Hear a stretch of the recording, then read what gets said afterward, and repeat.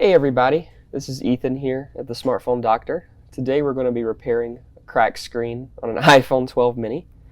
As you can see, whenever we try and use the phone, it flashes a hint of green and we've got the cracks all over this guy. So we're going to start by removing our bottom pentalobe screws. So we're going to go ahead and grab our pentalobe driver. And then this is a broken panel as well as a cracked glass. So we're going to be replacing the entire display assembly on this guy. If we can get these screws out here, they are a little dirty. Usually I clean them off. I'm going to set those guys to the side. Now, the phone is already fairly warm. I've had it on our heat mat at 80 degrees Celsius for about 5 minutes. I'm not trying to save the display panel, so we're going to go ahead and take this guy off.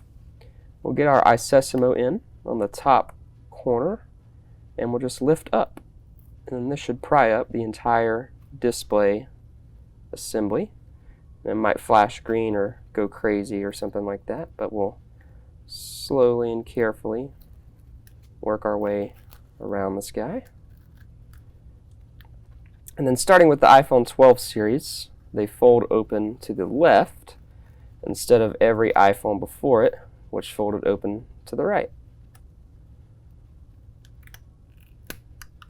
So we got the phone open.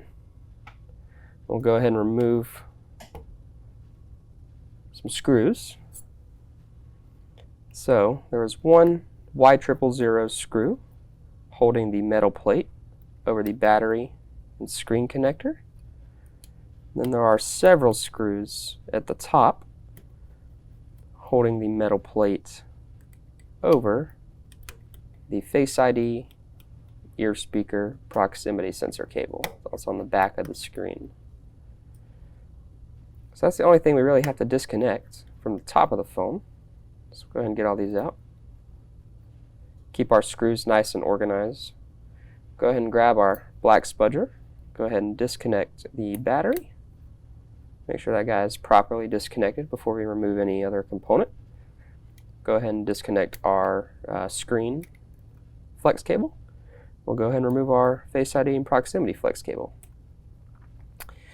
Now, as you can see internally on the phone, we still retain the original seal. Always like to use that guy if possible.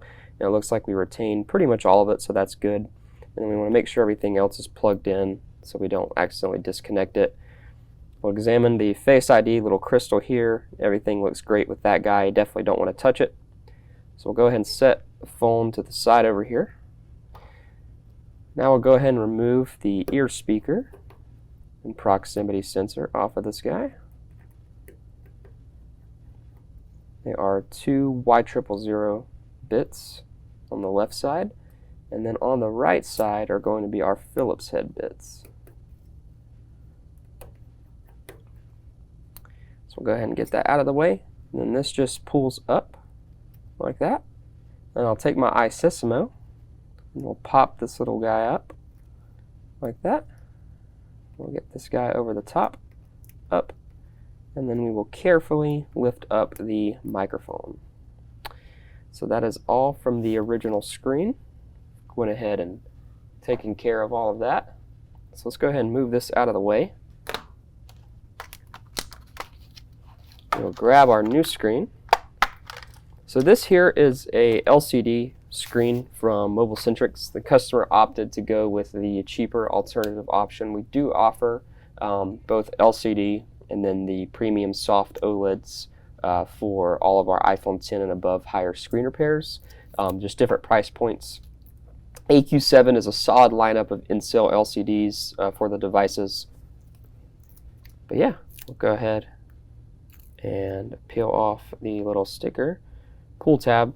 They usually don't put it over the AQ7 sticker, but this time they did. So we will go ahead and try and remove this without pulling off the AQ7 sticker. I guess we might have to leave it. There we go. Perfect. So always peel off the little plastic off the back of the display. You never really want to leave that on there just because you'll get clowned on for it. But we've got all of that removed. Now let's go ahead and slot in our Face ID cables. Go ahead and make sure our little ambient light sensor gets tucked into place. Alright, everything's in place. Let's go ahead and put our screws back. You don't really want to over tighten these guys. As soon as they stop spinning is when you want to stop. And we'll switch over to our Y000 bit. Get this guy snug into place. And we'll get our little baby screws snug into place. Perfect. So we've got it attached to our new screen assembly. Everything looking nice and neat on that guy. Now, we'll go ahead and connect everything to the phone. I always like to pre-fold this little cable here so it doesn't get caught on the rim of the phone. So we'll go ahead and snap this guy in. Go ahead and snap our proximity sensor in. And then we'll plug in the battery. If I can get this guy. Perfect. Now before we seal the phone down, we'll turn this phone on. We should get an Apple logo right there. Nice and neat. And then we will wait for this guy to pop on, and we'll test out the touch. And if touch is all good and working, we'll seal up the phone. So typically it doesn't take too long for them to come on. If the screen turns on and it goes completely black, then we would have had a damaged ambient light sensor, because the iPhone 12 series need that to stay at regular brightness on the phone. So we'll go ahead and open up the emergency dialer, and we will test out our touch, make sure it's registering in every place. Generally all the mobile-centric screens that we use don't have any issues, but you always want to double check before you seal it up. So that is perfect. So I'm going to get something here that I can prop my screen up on. Get our little rocket blower here. And now you just reassemble the device. So we will carefully slot that guy into place. We will grab our Y000 screwdriver.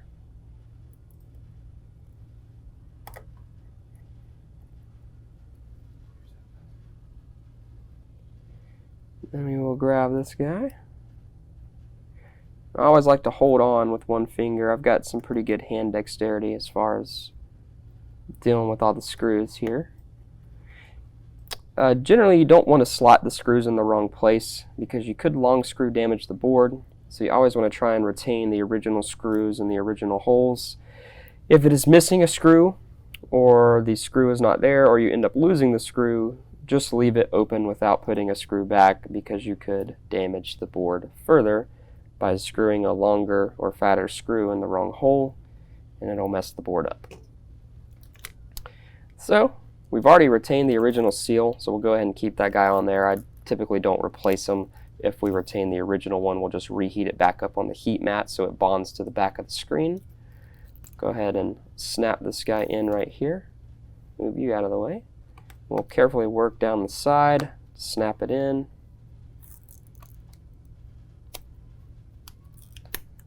Perfect. Then we'll grab our pentalobe screws.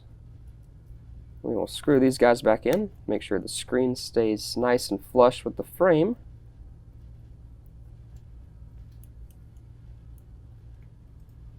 Perfect. And there you have it. That's an iPhone 12 mini front screen assembly replacement done here at the Smartphone Doctor. If you are in need of these services, just let us know. We'd be happy to help. Thank you so much.